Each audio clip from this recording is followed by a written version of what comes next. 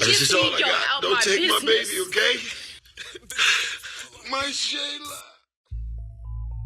I don't know about you guys, but picking my health insurance provider for the first time gave me a mild panic attack. All I could think about was getting into an accident that would leave me with so much healthcare debt that I would seriously have to consider going a different route or just leaving the country altogether. Let's go to Africa. Thankfully, that hasn't happened yet, but what has been tricky so far is getting appointments to see my primary care physician. I didn't realize that seeing your physician the day you needed to was a luxury, and to be clear, I didn't even know that was really a possibility until I heard the experiences of some friends and coworkers who rarely have that issue, but they do have others.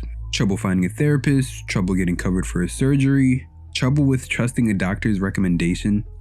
So with that in the back of my mind, I stumbled upon the trailer for this show, Common Side Effects. I maybe didn't peak in high school. Oh, yeah. Well, hey, I mean, I didn't either, right? I was such an idiot. Then all of a sudden the world got very, very real. I mean, I got all this student debt, and then my mom got dementia. Does this look healthy to you? I mean, people are so lost and confused and upset, and we spend more money than ever on healthcare, and everyone's still sick. The whole system is sick. It doesn't take a genius to see how the current model of healthcare in the United States would lead to unrest. We aren't far from a dystopian future where treatable injuries would lead to untimely exits just because the victim can't afford to see a doctor. And there's something cynically beautiful about how that unrest will ultimately be documented through art, literature, and other creative mediums. It's pretty simple. People have opinions, and it's near impossible for those opinions to not reflect socio-political matters because everything's socio-political. So in this video, I wanted to talk a little bit about our healthcare system through this new show, Common Side Effects. It's really more of a pitch for you guys to check out the series, but since Buddy popped out on 37th Street and the situations with the Palisades fires, I've become a bit hyper-focused on this weird system we call insurance. So we're mostly going to talk about the healthcare industry, but this applies to financial institutions overall. As for Common Side Effects, it's airing weekly on Adult Swim, Sundays at 11:30, and it's up on Max the next day. Okay, so getting back to the current situation, the feeling of powerlessness is pretty much built in when trying to communicate with health insurance companies. Trying to decipher coverage stipulations is nothing short of a hassle. All the legal and medical jargon is there to dissuade as many people as possible from getting what they need, and at the same time, it also protects the health insurance providers from being liable for pretty much anything. On top of that, for most working adults, your employer generally selects your healthcare options for you, and that was a definite thing up until 2010. Now there are other options in the healthcare market, but finding one that is reasonably sufficient is a bit tricky as well. It feels like there's a specific type of absurdity at play whenever I'm reminded that pharmaceutical ads make up the vast majority of ads on TV, YouTube, and pretty much everything. I can't exist for more than 5 minutes without getting a Hims or an Ozempic ad or an AstraZeneca ad, and I don't even know what that is. I think Common Side Effects does a good job at drilling down on that cycle of business that we as a consumer base don't even really think about. Individual fungi, but their mycelium communicates with each other. If a fungus needs help, the network knows and transfers sugars, water, and minerals to a friend. I'm on shrooms and I'm at the store. What is my life? So when we get sick, we contact our healthcare and health insurance providers. They refer us to a hospital with a physician who refers us to a certain pharmaceutical. And the company that produces that charges us a flat rate or some kind of amount that is then subsidized by the health insurance provider. Your provider in turn takes your premium that you pay on a monthly basis to continue having health insurance as collateral, and then sells its shares off to an investment company or an equity fund that is willing to then contribute their own money back into the provider, kind of like a loan. They either do that or the investment company just takes their share of the health insurance provider's profits. I'm not here to explicitly debate anyone on what the business model should be on these health insurance providers, and I hope and pray that this video does not land me on some FBI watch list, although it probably is depending on what I decide to put on the thumbnail. But I do say all of that to say, why would these companies that are so easily washing other companies' hands be willing to invest on anything more that would help us as a consumer base? Or like just as people who need care? And with that, I feel like we've set the scene for what Common Side Effects is about. Right through here. I'm thinking they're gonna send us up here or down here to stop the next one. Look what I made. Common Side Effects is a new show premiering on Adult Swim. It's created by Joe Bennet and Steve Healy and executive produced by the great Mike Judge. The show follows two high school friends, Marshall and Francis, who reconnect and discover a new kind of drug that can allegedly cure all illnesses. In the process, they end up uncovering a conspiracy involving one of the largest pharmaceutical companies and the government to suppress all knowledge of this miracle drug. Right as the first episode starts, we're presented with a pretty familiar dynamic. There's the humdrum presentation by the corporate giant burning the world that no one pays attention to, and the protesters trying to do their best job at civically agitating the super mega corpse. The protester here is Marshall, your everyday genius turned slacker, and his pet turtle.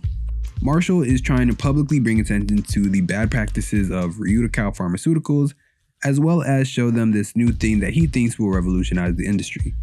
Needless to say, he's kicked out pretty quickly, and on his way out, Marshall runs into Francis, who he knows from high school. Francis is actually working for the CEO of Reutical, but she decides against telling him that. They spend a little while reconnecting and talking over some memories before Marshall introduces Francis to the ghost mushroom that he believes has the power to pretty much cure anything, and it's really kinda insane. But once he shows it to her, we start to understand how deep this story is about to go, because Marshall is under extreme surveillance by the feds. We get to see a glimpse of them watching him, but beyond that, they're surveilling him to the extent where I can't even tell if everyone around him actually is an agent or if he's just so paranoid about getting caught. And this is all just the first 5 minutes of episode 1.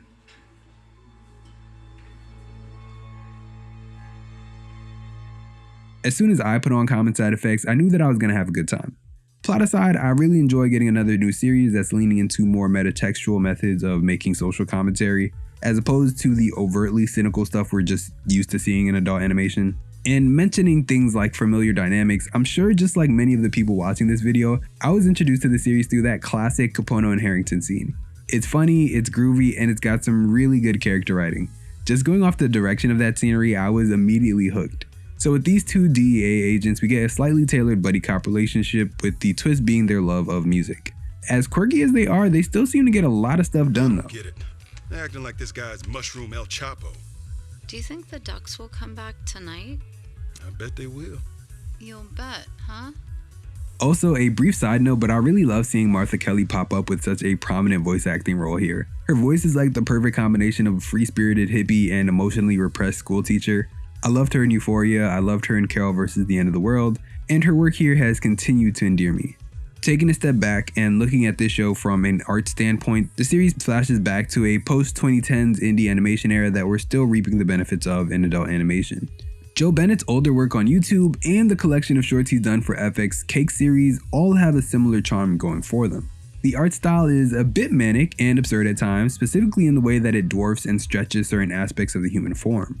When I've seen Joe speak about the direction his team had going into Scavenger's reign, something that stuck out to me was how they focused on recreating or subverting the regular pace of live-action communication. Alternatively, tuning the eccentricities of animations was how they were able to create such a striking visual style. Taking a look at the background designs and structures, they're so rich and detailed, they have an almost photorealistic quality to them. They do a really good job at isolating the temperature of a scene, so it either feels like really cold and stale or really warm and vibrant. I also noticed that there's a vignette-like effect that has the center of each shot as the brightest point on the screen. That's another aspect of it that makes every shot feel so painterly and poised. It feels like we're watching something really intimate. And on top of that, there's sometimes this really cool push and pull effect of the quote-unquote lens that we're watching the series through. With that, they're able to create a nice bokeh effect or shift focus in a way that separates our main subjects from the background in a way that is specifically cinematic. I think this visual style is a perfect pair for how straight-laced and snappy most of the dialogue is in the series. One of my favorite features that we often see in indie animation, but also has been really bubbling up in adult animation, has been this change in voice direction to have more of a natural, almost improvised cadence, and it's usually hilarious when utilized well. Flat white for Gregory! Gregory!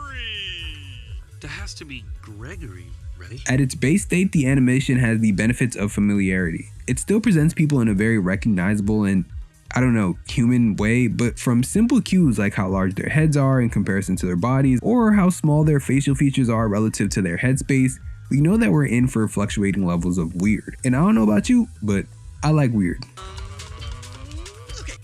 Because the show is so weird, we're able to enter into this strange stream of irony. It's not regular irony where we're just saying one thing but secretly meaning another one, but the irony of a show with such an exaggerated case for something that should be theoretically impossible.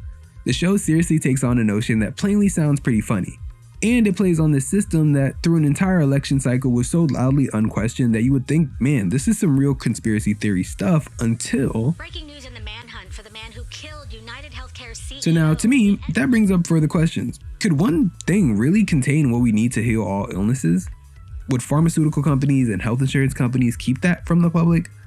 Was Dr. Sebi right? I mean, to be honest, I think it was like 2 years ago when I watched that documentary about the cult that drank liquid silver to cure themselves from like sicknesses and stuff, and they weren't really convincing. So how could all of this be possible? Logically, realistically, I don't know. That's way above my pay grade, and I'm only allegedly entertaining this idea as an alleged but definitely fictitious idea. But systemically, I think it actually tracks with how our healthcare system is set up currently. I think it was Diane. Okay, Francis, that's the facility. But this is an insurance issue, and if they're not going to cover it, we need to know. God, okay. Look, I will get the money somehow, okay?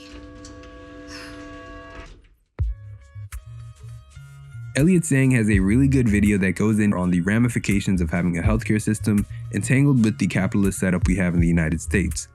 In that video, he does a great job pointing out how owning and profiting off of the means of production for healthcare is just plainly unethical. There were many good points made in that video, so I suggest you check it out, but one of the points that stood out to me was in talking about health insurance companies and how their logic around taking on as many low-risk individuals and as few high-risk individuals is based off of a very problematic way of categorizing people. I get what this whole freak out is about, yeah. You do? Yeah. This is about your mom. So I think the best way to start this part of the video is by talking about financial institutions. Financial institutions are a classification of business entities that offer various services for or relating to monetary transactions. That includes banks, mortgage brokers, investment brokers, and insurance companies. Today, we're just going to focus on insurance companies. The business model for these insurance companies is usually some kind of subscription model, but it varies between different types of insurance. Homeowners insurance, for instance, can be entirely prepaid and factored into a property's mortgage, or it can be paid for on a monthly or annual rate. And since we're here, I'd just like to point out that it's fairly common for different financial institutions to secondarily invest in and do business with other financial institutions. I really want to say it's their primary business considering the context of the 1980 and 2008 economic crashes, but I guess you have to say that their primary objective is serving the good old folks like you and me. The leading principle behind the ethos of insurance companies at large in America is the concept of actuarial fairness. In layman terms, it's the idea that premium payment should be determined by the risk an individual poses. And by leveraging data and analytics, they can calculate just how much those risks cost. It's why life insurance costs more for someone who's 80 years old versus someone who is 30 years old. On its face, it sounds like a straightforward practice. If we're just talking the price of pharmaceuticals relative to the premiums being paid by the policyholders, then these companies are providing their services at a loss, a steep one. But in actuality, the system allows the companies to enable the barrier of access to healthcare and set the circumstances for how access is sold. Setting the cost of healthcare based on the individual fragments communities and it prevents mutual aid. And at the same time, it extracts the most amount of value out of an individual and capitalizes on the time value of holding that policyholder's money. I've said a lot of words there, but I'm going to try and freewheel how to explain some of this. So for example, in my neighborhood, there are a few mutual aid groups that do things like setting up book drives, offering coats in the winters, and keeping communal fridges and pantries in the area stocked enough for people who really need them. So I think when people normally think about mutual aid groups, they obviously think about how they serve the unhoused, and they do, but it's more about the exchange within a community. So growing up, I had people in my church who ran SAT and college prep courses on the weekends or in the summers. If healthcare wasn't based on these always increasing made up prices, there would be the same for dental care or hearing aids or whatever. It wouldn't have to go directly through insurance. If insurance companies are able to hold high prices of surgeries and prescriptions and recommendations in terms of healthcare options, that prevents you, the user, from being able to enrich your life and have a better quality of living, which then leads to more unhealthy practices. In the Journal of Health and Politics, Deborah Stone wrote this: "Women under 55 normally incur more healthcare expenses than men of the same age, so they pay more for individual insurance than men. After age 55, women generally have lower claims costs, so they normally pay less for individual health insurance than men of the same age. That's why insurers have to group people with similar risks when they calculate premiums. If they didn't, people with low risks would end up subsidizing people with high risk, and that wouldn't be fair. The politics of health insurance can only be understood as a struggle over the meaning of sickness, and whether that should be a condition that automatically generates mutual assistance. However, this is more than a cultural conflict or a fight over meanings. The private insurance industry is organized around a principle profoundly antithetical to the idea of mutual aid. And indeed, the growth and survival of industry depends on its ability to finance healthcare by charging the sick and to convince the public that each person should pay for his own risk. Fair is an interesting term to use here when the idea of risk is based on a mathematized gamble on the premium payer's misfortune. Is it fair to make people have to decide whether they'll live long enough and healthy enough to not reap the benefits of their insurance payments, or if they're better off riding off into the sunset and facing whatever problems might hit them? Just watching the first couple of episodes of Common Side Effects, the potential that those mushrooms give Marshall is otherworldly. But just on a simple, smaller scale, how much money or how much help would an individual be able to share with their communities or their household if a simple injury didn't set them back so far?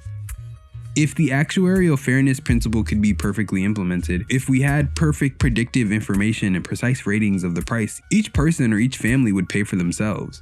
This, of course, would be the antithesis of insurance. In fact, in a world of perfect predictive information, there would be no need and no market demand for insurance, because very few people would try to gain by beating the odds. You would just pay the fee for needing care. It would be an upfront number that's consistent with what everyone else pays. Since each insurance policy would be priced according to the medical care actually consumed by each policyholder, people would do better to pay for the care directly and avoid paying for the administrative expenses and profit margins of insurance companies. And making those prices clear and upfront also makes it so much easier for communities to organize around them. Things like nursing homes or elderly care wouldn't be so heavily gatekept, where you're either sending your loved ones off to be potentially abused in a place that's supposed to be caring for them, or where you're having the access or the money to have someone live in with your elderly family members and actually take care of them. Fucking lawsuit that's coming at us because of the depression and the suicidal thoughts that were a side effect, allegedly. Anyway, it turns out the surviving relatives I was at the deposition. They were really, their stories. A jury's gonna be in tears at some of this shit. And that's not good for us. We're basically just selling people hope at this point. Which arguably, it's better than nothing. Considering the spotlight that we've just seen placed on insurance providers in general, I feel like we're at a point where it's at least reasonable to question why things are the way they are. I think when you start to question how insurance companies are able to extract wealth from the populace, and are able to be part of the financial backbone of the technological efforts in the healthcare field and invest in the mass production of new pharmaceuticals for every new viral contagion, it just starts to look like a giant Ponzi scheme. At the very least, it's a complicated web that has United States citizens tied up in it as collateral. When speaking in terms of life insurance, Deborah Stone said this: "The numerical rating system and the underwriting guides and rating manuals it spawns have all the trappings of scientific objectivity. Medical terminology, elaborate matrices of disease and point values and numbers, but they often seem to be based as much on social prejudices and stereotypes as on empirical knowledge. Insurers use the term insurability as though it were a natural property of individuals, rather than a policy decision of a firm. The classic industry textbook on life insurance lists several reasons why some persons are not insurable. Each of them is a characteristic of the applicant: their imminent death, their probable short lifespan, the poor health of such a nature that a premium cannot be computed because of lack of data relating to the risk involved, or their dishonesty. Similar to how certain groups are going off about certain types of hires in working spaces, I think that there is this weirdly prejudiced idea of fair and just when it comes to how people in the US measure who is worthy of a thing. They may use numbers, signifiers, indicators that they think point out the true deservedness of a person. It's the same thing when it comes to insurance, and that looks like how big of a part occupation plays into a person's eligibility. When you see doctors, lawyers, and investment bankers with the best insurance coverages, and then teachers, restaurant staff, and factory workers with little to no support, you can't call it anything but classism. And then when you start to look at the faces and demographics in those jobs, it starts to look like something else. Mom, I brought you some coffee, okay? I'll just leave it right here in case you want it. What? Francis, it's Susan at the Briarwood Memory Care facility. Oh fuck, I'm sorry. The insurance. I'm working on it, I promise. They need me. And we can give this to the whole world. Think about that. Call him an angel if you want. All I know is he appeared. Boy, you hear that? And how can you not believe in angels? When Luigi allegedly did what he did in Midtown Manhattan way back in November of 2024, the general response was a mix of applause and indifference. Both responses coming from people that are aware of how infuriating the healthcare industry is, and people who feel that this is just another concoction of absurdity in our 24-hour news cycle. And more recently, in the wake of the Palisades fires that have devastated so many families in Southern California, we're all waiting with bated breath to see how the insurance companies that cover these homes will respond. State Farm already showed us early how it responds when given the opportunity to run off on people. They dropped the policies of over 1,000 homes in the Palisades area last July due to the impending signs of a fire. Dropped them and probably kept the bread from people's premiums too. So while we currently live in this weird hellscape that's painted in the shades of gray and filled with layoffs and increasing mortgage rates, Common Side Effects can still explore something that seems admittedly less absurd, like a secret drug that can cure pretty much anything, death included. And that's about it for this one. Hopefully I can get this edited in a quick enough fashion, or at least before Common Side Effects is done airing. The reason why I'm so interested in Common Side Effects, apart from the animation and art style of it, is just because I really do like the idea of it. But broader than that, this show just gives me a bit of hope for animation. Streaming has done irreparable harm to cartoons in the US, and after watching shows like Scavenger's Reign come and go in the news cycle, I understand that a show reaching the length and magnitude of a series like BoJack Horseman is probably never going to happen again. At least not in the way that TV is currently constructed. But I'm still glad to see series that continue to push this genre, for lack of a better term, forward.